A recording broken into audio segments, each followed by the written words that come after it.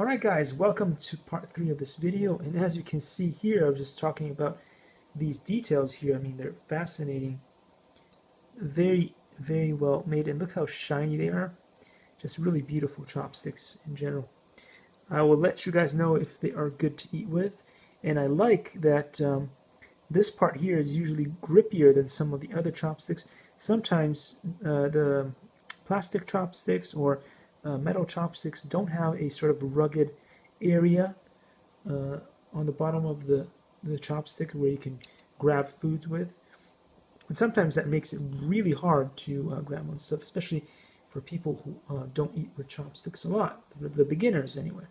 And I think that that's very cool that they've done that here with these chopsticks. So far, my final thoughts on this is that they are pretty amazing chopsticks, very premium, and I'll see you all in the next one.